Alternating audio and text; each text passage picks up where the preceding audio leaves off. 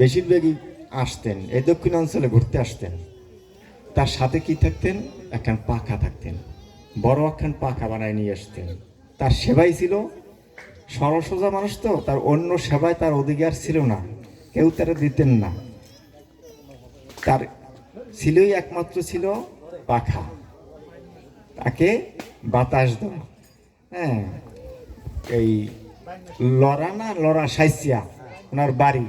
হ্যাঁ, তার নাম বাইন মশাই বলে ডাকতেন, গোবিন্দ বাইন বললে ডাকতেন। ওনার কাছ দিয়ে পাখা নেওয়া যাইতেন না। হ্যাঁ, উনি রাগ হতেন কেন, নিজের গুরুদেব বলতে আমার গুরুদেব আপন করে নেন।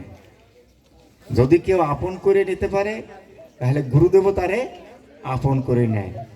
তার যত কিছু আছে বাধা বিপত্তি সংসারের সমস্ত দায় দায়িত্ব ওই গুরুর চরণে, গুরুদেব সমস্ত কিছু ওনার অর্পণ করছেন। যা বিপদে আসলে উনি রক্ষা করেন, গুরুদেব ছাড়া তো কেউ নেই। স্ত্রীও তেমনি, স্ত্রী মারা গেছেন কিভাবে, ওই সন্ধ্যা দিতেন, সন্ধ্যা দিতে দিতে সব জায়গায় পাজার প্রদীপ দিয়েছে, দেখাই আইছেন পাজার প্রদীপ দেখাই আইসিয়া ঠাকুরের চরণে পাজার প্রদীপ রাখছে, ওইখানেই প্রণাম করছে, ওখানেই গুরুদেবের চরণে চলে গেল।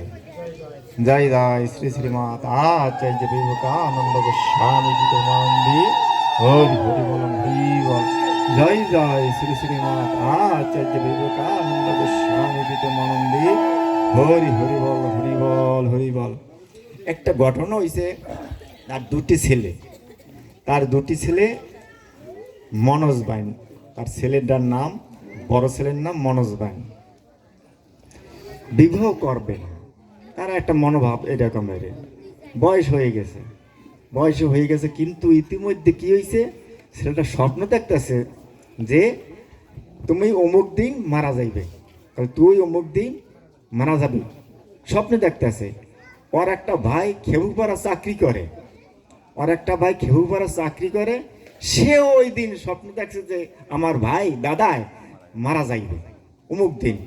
এখন ওই খেবুপাড়া ভাইয়া ভাইরে ফোন করে বলতেছে, ভাই আমি তো এইরকমের স্বপ্নে দেখছি।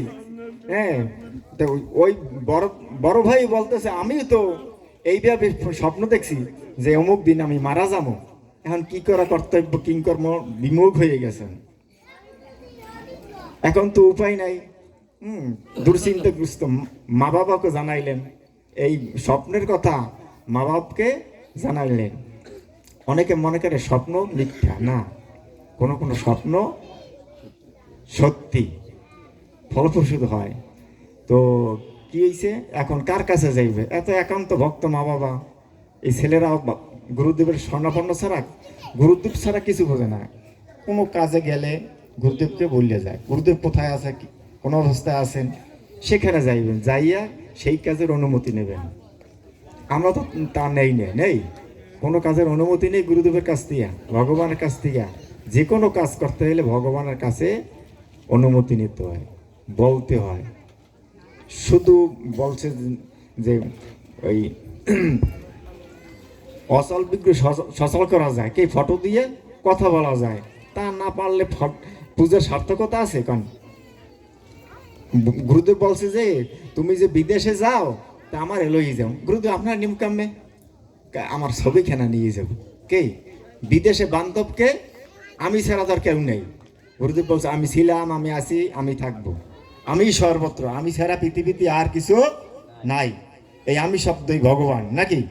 তা বলতেছে তাই কীভাবে নেব, তাহলে এখন ছবি সংগ্রহ করি, এই ছবি নিয়ে যাওয়া, ছবি নিয়ে রাখবা তোমার রুমে, ওই ছবির কাছে যে কোনো বিপদের কথা বলবা, কে জানাবা। দরখাস্ত না দিলে কি মঞ্জুর হবে, ত্রিসন্ধ্যা না করলে হবে কিছু কিছু অভাব অনটন দূর হয় কি করলে, ত্রিসন্ধ্যা করলে। ত্রিসন্ধ্যায় এই জীবের মুক্তি, ত্রিসন্ধ্যা মুক্তি গেহিনী। হ্যাঁ, গীতার মাহাত্ম্য বলছে। আমাদের ত্রিসন্ধ্যা করি না, ভগবানের কাছে কোনো প্রার্থনাও জানাই না, উদাসীনের মতো চলি। হ্যাঁ, আমাদের যে পিছনে কেউ আছে, গার্জিয়ান আছে, এরকম আমরা ভাবিও না। হ্যাঁ, তাই বলছে এইভাবে। তাই সে প্রত্যেক যারা গুরুদেবের কাছে দেবে বিদেশে গেছে তার সুফল পাইছে। তারা এখন আইসে বলে টাকা পাঠায়, ওই নালুয়া টাকা পাঠায় আগে গুরুদেবের কাছে, যে প্রথম বেতনটা পাইছে সেইটা পাঠাই দিয়েছে। এই মির্জাগঞ্জ দিয়ে এক ভক্ত গুরুদেব দেহরা হওয়ার পরই 50,000 টাকা নিয়ে গেছে এই উৎপলের কাছে। উৎপলকে দেখা তো ছিলেন, আমার দ্বারা আইছে। আমি কইলে ওই মহারাজ আছে, তারে ডাকো। এবার খাতাপত্র হয়েছে, রিসিপ্ট লিয়েছে, এই ওর কাছ দিয়ে গেছে উৎপলের কাছে। কেন? ওই গুরুদেব বলছে, গুরুদেব যাইতে বলছে তুমি বিদেশে যাও, তোমার বিদেশে গেলে তোমার সুফল ফলবে। কি গুরু বাক্য শিরোধার্য, হৃদয় করিয়া ঐক্য, আর না করিও আশা। তাই আমরা তো গুরুদেবের বাক্য কি মূল্যায়ন করি না। কি যে মূল্যায়ন করছে তারা পাইছে। কি জানি মির্জাগঞ্জে ওই মুসলমান সুলতান বিশ্বাস করছে কেটা সুলতান চেয়ারম্যান হওয়ার জন্য উনি বারবার গুরুদেবের কাছে কাছে কলে হ্যাঁ না আছে গেলে কি জানে যে ওনার কাছে গেলে কিছু পাওয়া যাইবে। অন্য এত হিন্দু আছে তাদের কাছে গেলে তো পাওয়া যায় না, ওনার কাছে কিছু গেলে পাওয়া যাইবে। তাই পাইছে বিদায় অনেক পাইছে, এবং মন্দিরেও অনেক দান অনুদান দিয়েছেন, ঠিক না? তো মাল না থাকলে দেবে কয়েন দেয়, মাল আছে দেখেই তো দেয়। গুরুদেব বলে যে চেয়ারম্যান মেম্বার আসে গুরুদেবের কাছে, গুরুদেব একটু দোয়া করে দেন, আশীর্বাদ করে দেন। কি আমি চেয়ারম্যানিতে দাঁড়াইছি, বলে বাবাজি চেয়ারম্যানিতে দাঁড়াইলে কি কি তার চাইতে যদি তুমি সরসিংহের পিসায় ভাও, কে 1800 পিসায় ভাও, কে চেয়ারম্যানের চাইতে বেশি ভেবে না তুমি? কোনো কিছু করার লাগবে না, খালি ওই বইয়ে থাকবে গদিতে, কে চাউল ডুয়েল খালি আসতে থাকবে, তোমার চাউল ডুয়েল চুরি করা লাগবে না। কে চেয়ারম্যান মেম্বার আর কি করে? ওনারা কিছু ও মাল কামাই করে বলতেছে, হ্যাঁ, কিছু নিজের ভাগে রাখে নাকি? অন্যের আহারের জিনিস নিজের ভাগে রাখে, এটা পাপ না? এটা পাপ। অন্যের আহারের জিনিস যদি নিজে ভোগ করি তা পুঙ্খানুপুঙ্খ তোমার দিতে হবে।